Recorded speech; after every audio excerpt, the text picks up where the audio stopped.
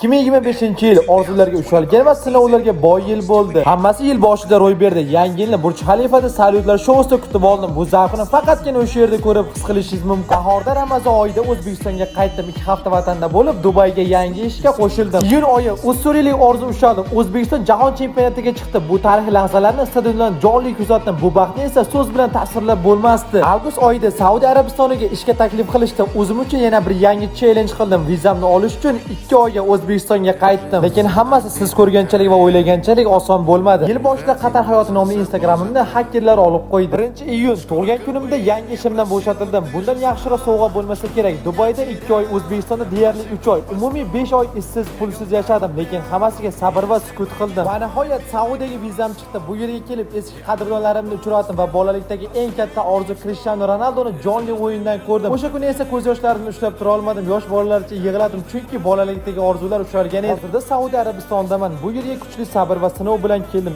2026-yil uchun esa katta rejalar tuzyapman. Buni esa videolar ketma-ketligida kuzatib borishingiz mumkin.